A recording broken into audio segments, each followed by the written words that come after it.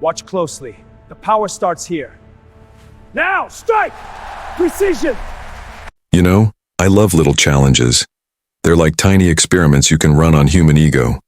Somebody says, stand 30 seconds against me and I'll call you master. Now that's a very precise hypothesis, isn't it? 30 seconds. Not 29, not 31. Science loves that kind of confidence, so imagine the scene.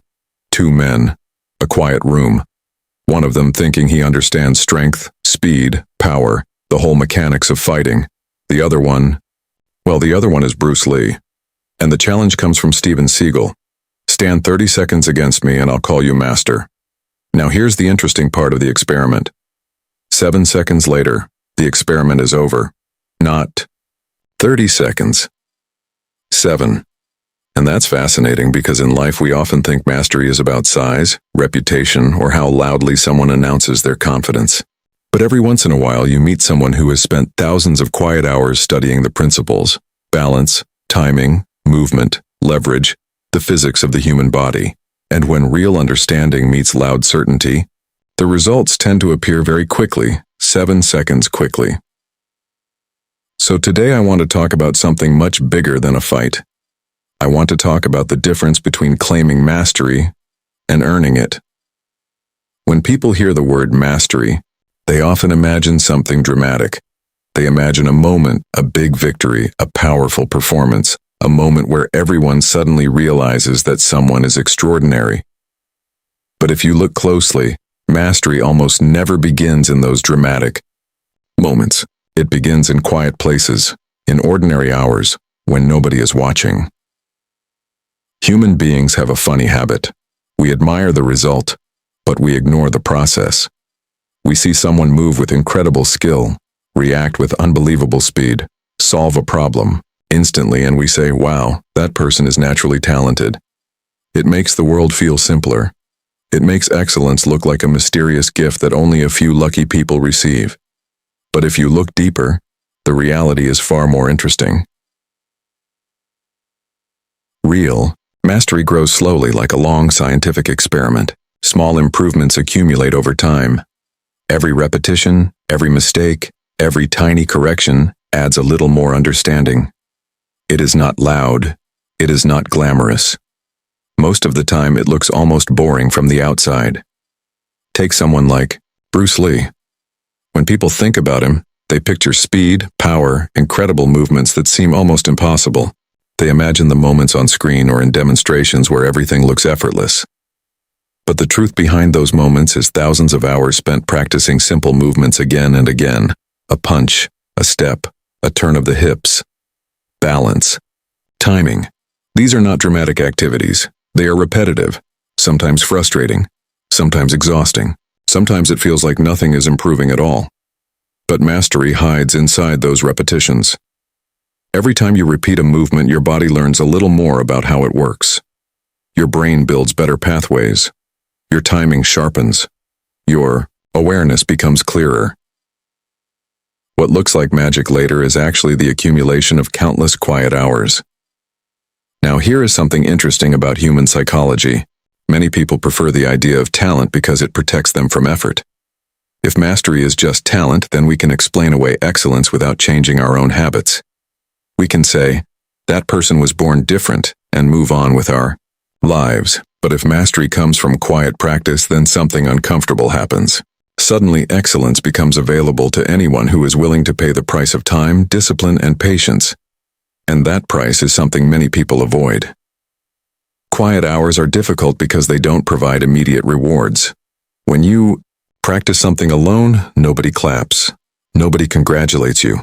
Nobody notices that you repeated the same motion 200 times today. From the outside, nothing appears to change. But inside, something very important is happening. Your understanding deepens, and understanding is the real engine of mastery. When someone practices long enough, they begin to see patterns that others miss. They begin to notice small details. The angle of a movement, the timing of a reaction, the shift of weight in a body. These details are invisible to beginners, but to someone who has spent years studying the craft, they become obvious. It's A little like learning a new language. At first, everything sounds confusing. Words blur together, sentences move too fast. But after enough exposure, your brain begins to recognize structure. You start predicting what comes next. You begin hearing meanings that you couldn't hear before. Skill works the same way. The more time you spend with a craft, the more the invisible becomes visible. And that's why mastery often surprises people. When someone who has practiced quietly for years suddenly demonstrates their ability, it can look shocking. It looks like a sudden explosion of skill, but in reality, it is the final stage of a long, invisible process. Those quiet hours were building the foundation the entire time. There's also something else happening during those hours that people rarely talk about: failure. Quiet practice is full of mistakes. Movements go wrong, ideas fail, timing collapses. Again and again, something doesn't work. But this is not wasted time. In fact, mistakes are one of the most valuable teachers in the process of mastery. Every failure gives information. It reveals what doesn't work, where balance is weak, where timing is slow, where understanding is incomplete. Someone dedicated to mastery doesn't run away from these mistakes. They study them. They ask questions. Why did that movement fail? What was missing? What small adjustment could make it better next time? This kind of curiosity transforms repetition into learning. Instead of mindless practice, it becomes deliberate improvement.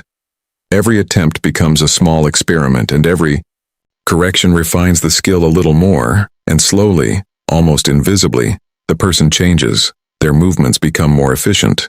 Their reactions become faster. Their decisions become clearer. What once required intense concentration now happens automatically.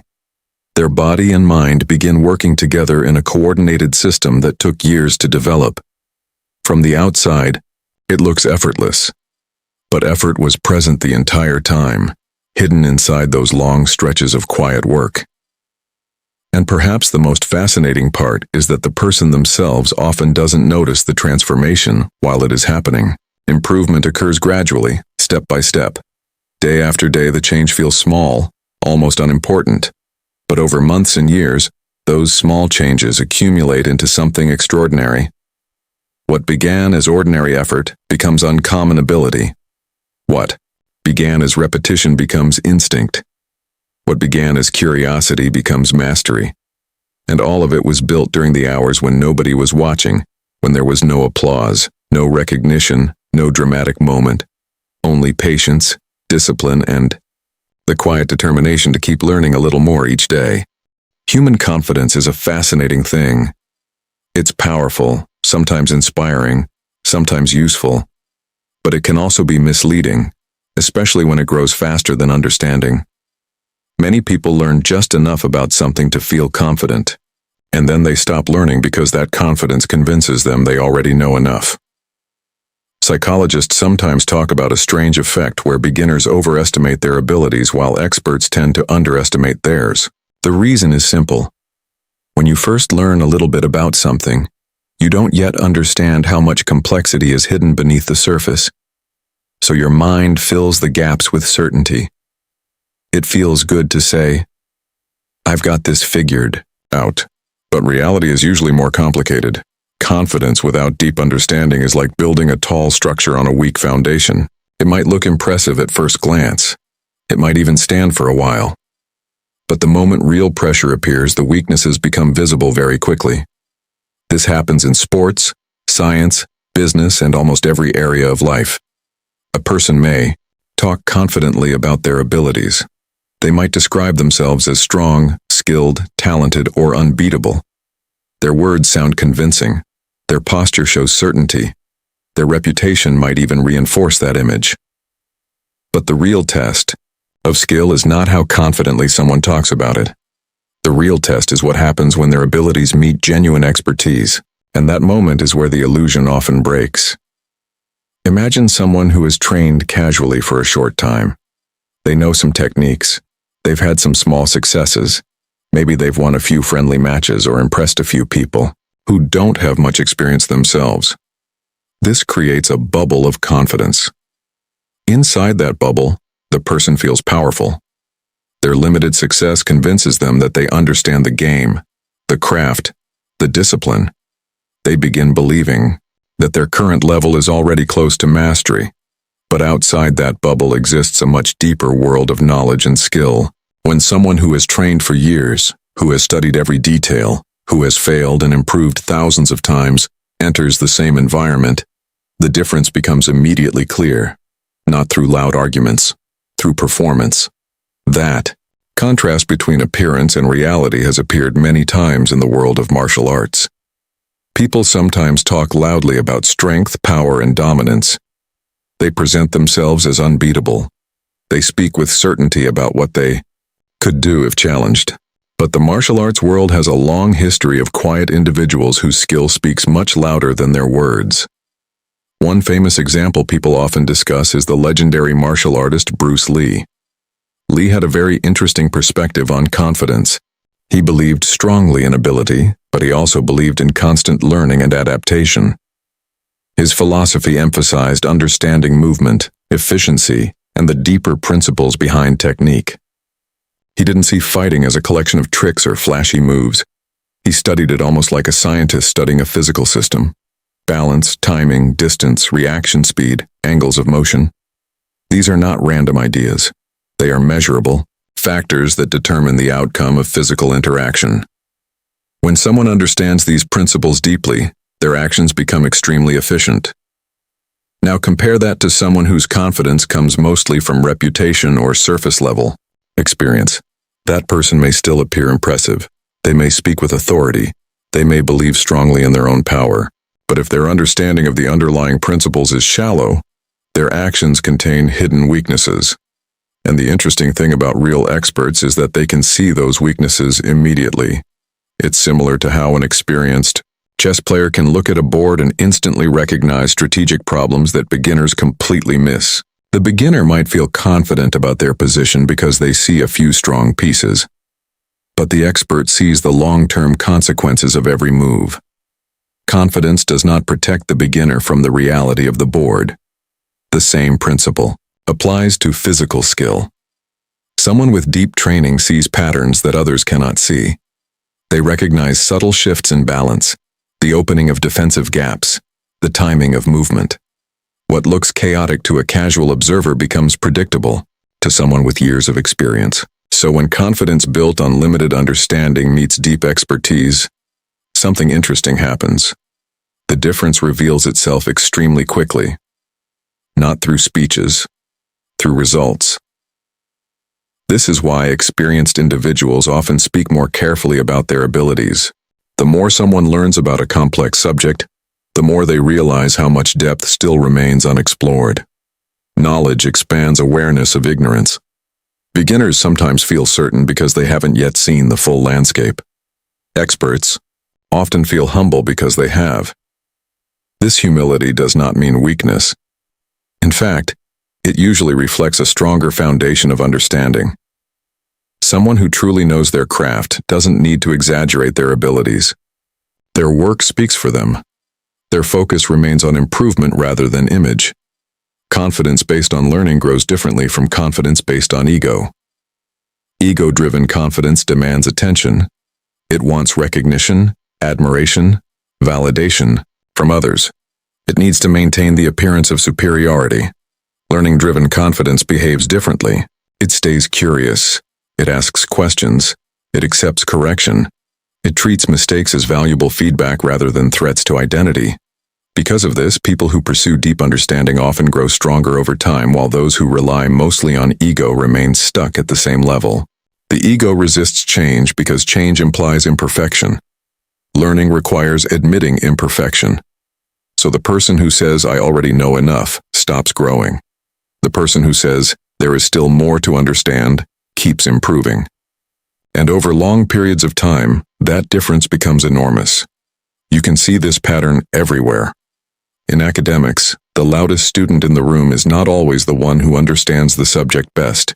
In sports, the athlete who talks the most confidently is not always the one who performs best under pressure. In technology, business, or science, people sometimes promote bold ideas with enormous confidence. But those ideas collapse when tested. By deeper analysis. Reality does not respond to confidence. Reality responds to accuracy.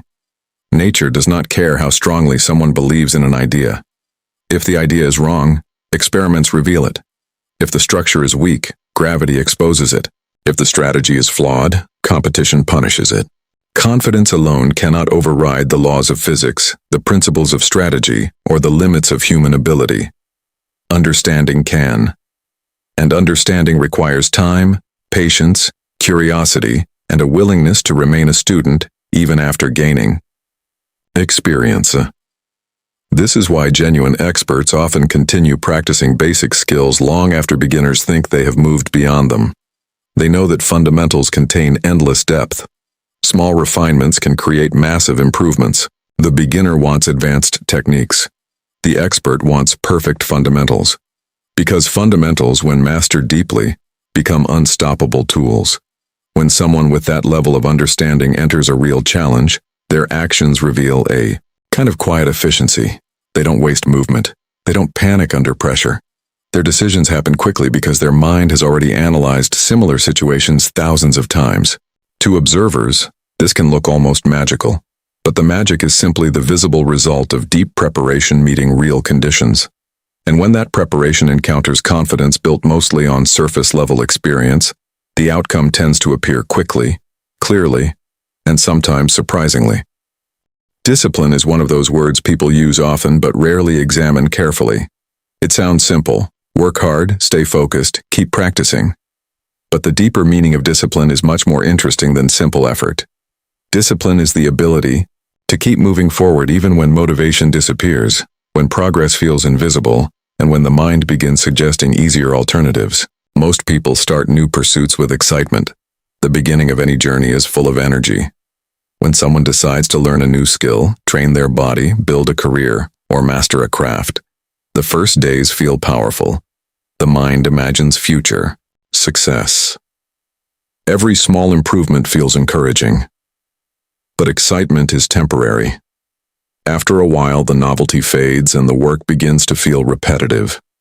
Improvement slows down. Mistakes appear again and again. The mind starts asking uncomfortable questions. Is this really worth it? Maybe I'm not naturally good at this. Maybe there's a faster way. This is the moment where discipline quietly separates people. Discipline is not about how someone behaves when they feel motivated. Almost everyone works hard when motivation is high. Discipline reveals itself when motivation disappears and the person continues anyway. This continuation is what allows learning to compound over time. Think about how complex skills develop. Whether someone is learning martial arts, music, science, mathematics, or engineering, progress rarely happens in giant leaps. It happens in small corrections repeated over long periods. One movement improves slightly. One idea becomes clearer. One reaction becomes faster. If someone trains for 2 hours, the improvement might be tiny. If they train for 2 weeks, the difference might still be small. But if that effort continues for years, the accumulated change becomes extraordinary. Discipline makes that accumulation possible. Without discipline, people rely on inspiration. They practice when they feel excited and stop when the work becomes difficult. This pattern produces inconsistent growth. Some progress happens, but it never compounds long enough to reach higher levels of skill. With discipline, practice becomes consistent. Even small sessions repeated every day create powerful long-term results. This idea appears again and again in the lives of remarkable individuals. When we look at people who achieved extraordinary ability, we often see long histories of daily effort that most others would find exhausting. Take someone like Bruce Lee. Many people admire his speed, strength, and philosophy, but what often gets overlooked is the level of discipline behind those abilities. Lee trained intensely not just in martial arts techniques but also in physical conditioning, flexibility, strength training, and study. His notebooks were filled with ideas about movement, efficiency, biomechanics, and personal improvement. He experimented constantly with new training methods. He read books on philosophy, psychology, and physical development. This kind of learning requires more than curiosity. It requires structure and persistence. Curiosity starts the process, but discipline keeps it alive long enough to produce transformation. Another important aspect of discipline is its relationship with failure.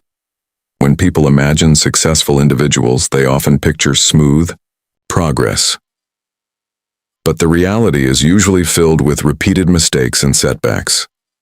A student might struggle with a concept for months before it suddenly makes sense. An athlete might lose many competitions before finally winning one. A performer might fail repeatedly before delivering a flawless performance. Discipline allows someone to stay in the process long enough for learning to happen. Without discipline, failure feels like a signal to stop. The mind interprets difficulty as proof of inability. Many people quit at exactly the moment when persistence would have produced growth. Disciplined individuals interpret failure differently. Instead of seeing it as proof that they cannot succeed, they treat it as information. A mistake reveals something about what needs to change. A lost match reveals weaknesses in technique or strategy. A confusing problem reveals gaps in understanding. This shift in perspective transforms frustration into feedback. Learning accelerates when someone studies their mistakes carefully rather than avoiding them.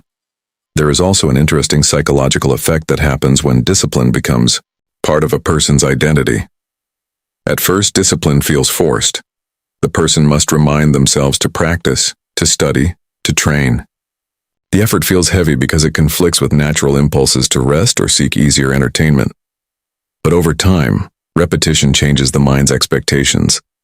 Actions that once required conscious effort become habits. The brain begins anticipating the daily routine. Practice stops feeling like a decision and starts feeling like a normal part of life. This is where discipline becomes powerful.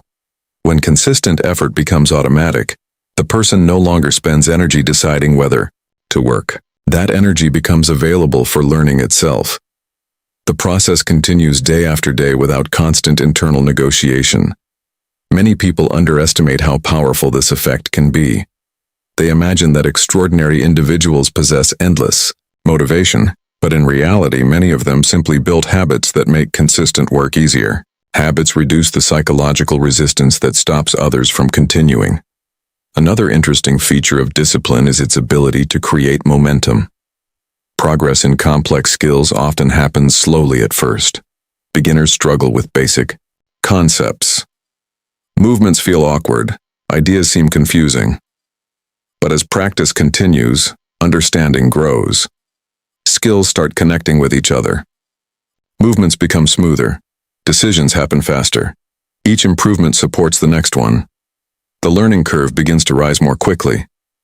This momentum creates a powerful advantage for disciplined individuals. While others stop and start repeatedly, the disciplined person continues building on previous progress. Years of steady work produce results that appear sudden to outside observers. Someone who has trained quietly for a decade might suddenly appear incredibly skilled, and people may describe their success as overnight. But the overnight moment was built on thousands of ordinary days. Discipline also strengthens mental resilience. Repeated exposure to difficulty trains the mind to remain calm under pressure. Challenges that once felt overwhelming begin to feel manageable. The person learns that frustration is temporary. They learn that confusion eventually leads to clarity if they continue working. They learn that fatigue can be pushed slightly further than expected. This resilience becomes valuable not only in training, but also in unpredictable situations. When real pressure appears, disciplined individuals rely on habits developed through repetition. Their responses become steady because they have practiced through discomfort many times before. Another fascinating aspect of discipline is how it interacts with creativity. Some people believe that strict routines limit creativity, but the opposite often happens. Structured practice builds deep familiarity with the tools of a craft. A musician who practices scales for years gains precise control over sound. A writer who studies language deeply gains flexibility with words. A martial artist who drills basic movements thousands of times gains freedom to adapt them in new ways. Discipline creates the technical foundation that allows creative expression. Without that foundation, creativity often becomes chaotic experimentation, without reliable results. With discipline, creativity becomes controlled exploration. The individual understands the system well enough to modify it intelligently. Learning also becomes more efficient because disciplined individuals observe their own progress carefully.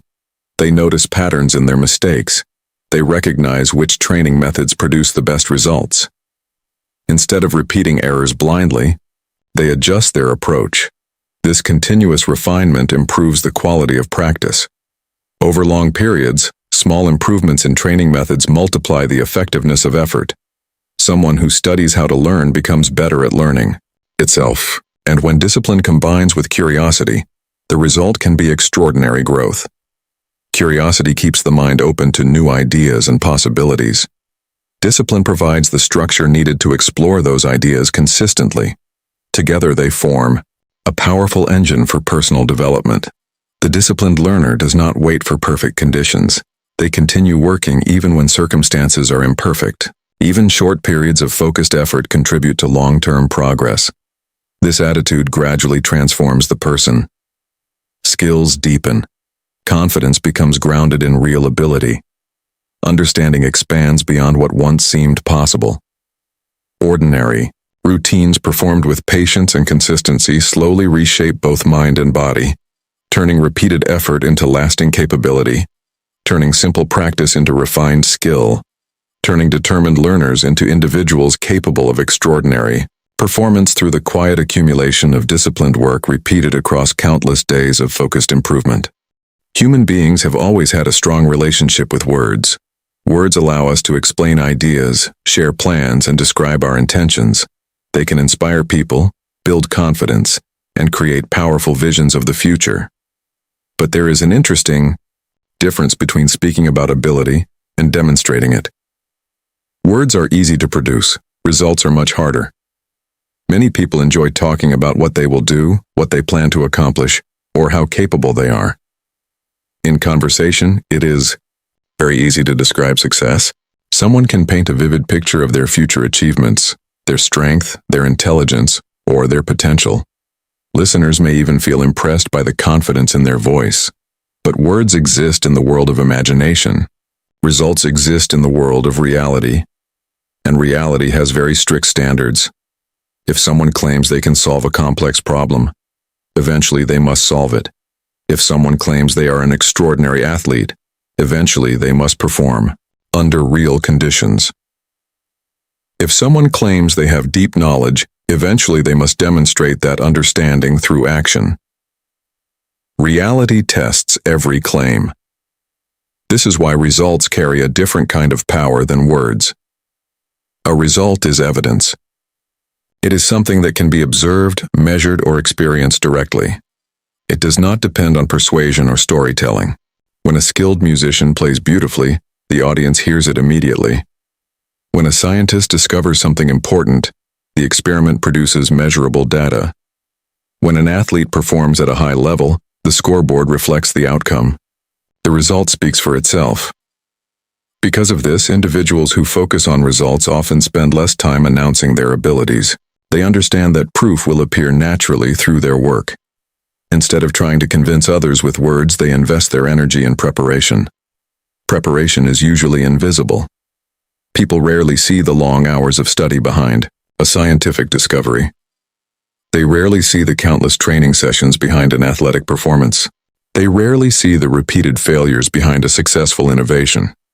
What the public sees is the final outcome, but that outcome represents a long chain of effort that happened quietly before the moment of recognition. This difference between speaking and doing has appeared throughout history in many different fields. In competitive environments especially, results become the ultimate judge. Someone may talk confidently about their strategy, but the game itself reveals whether the strategy actually works. Someone may describe their strength or speed, but the competition reveals their true capability. This principle is very visible in the world of martial arts. Martial arts often attract strong personalities and bold statements. Fighters sometimes describe themselves as unbeatable or dominant. They predict how quickly they will defeat an opponent. These declarations can create excitement, but they remain predictions until the actual contest occurs. Once the fight begins, words disappear and performance takes over. A martial artist who spent years studying movement, balance, and timing often demonstrates a quiet confidence that comes from preparation. They understand that physical interaction reveals truth quickly. There is no space for exaggeration once real movement begins. This perspective was deeply connected to the philosophy of Bruce Lee. Lee frequently emphasized authenticity and direct expression in martial arts. He believed that techniques should be practical and efficient rather than decorative. In his view, martial arts were not about displaying complex routines to impress an audience. They were about understanding how the human body moves, how reactions occur under pressure, and how to respond effectively in real situations. This philosophy places results above appearance. A movement that works consistently is valuable. A movement that only looks impressive but fails under pressure has little meaning. This idea extends far beyond martial arts. In everyday life, people sometimes spend large amounts of energy building an image of success instead of building the ability that produces success. They focus on sounding knowledgeable instead of learning deeply. They focus on appearing confident instead of developing competence. At first, this strategy can create short-term advantages. Strong communication skills and confident presentation can influence how others perceive someone. A persuasive speaker may convince people to believe in their ideas, but eventually, the real world asks for proof. A business plan must produce results in the market. A technical claim must survive testing. A strategy must succeed against real competition. When results arrive, they reveal the difference between image and substance. Individuals who focus on substance tend to approach learning differently. Instead of asking how something will look to others, they ask whether it actually works. They test ideas repeatedly. They adjust their approach based on feedback. This mindset encourages continuous improvement. Instead of protecting their ego, they concentrate on strengthening their abilities. Over time, this creates a powerful advantage. While others invest energy in maintaining appearances, the results-focused individual invests energy in developing capability. Every practice session, every experiment, every correction adds another layer of skill. Eventually, the difference becomes impossible to hide. When the moment arrives that requires performance, preparation reveals itself instantly. Observers often describe these moments as surprising. Someone suddenly demonstrates extraordinary ability, and people wonder where that skill came from. They may assume the person possessed a natural gift that appeared suddenly, but the truth is usually much simpler. The individual was quietly building their ability long before anyone noticed. They were studying when others were talking. They were practicing when others were announcing their intentions. They were improving when others were protecting their image. Because of this, the results they produce carry a special kind of credibility. Words can be debated, opinions can be argued, but a clear result changes the conversation entirely. When someone consistently delivers strong outcomes, their reputation begins to grow naturally. People trust them not because of promises, but because of evidence. Their past performance becomes a reliable indicator of future capability. This reputation is far more durable than one built purely on communication. It is supported by a track record of real achievement. And that track record continues expanding every time preparation turns into action and action produces another observable outcome that quietly demonstrates the difference between speaking about ability and actually possessing it.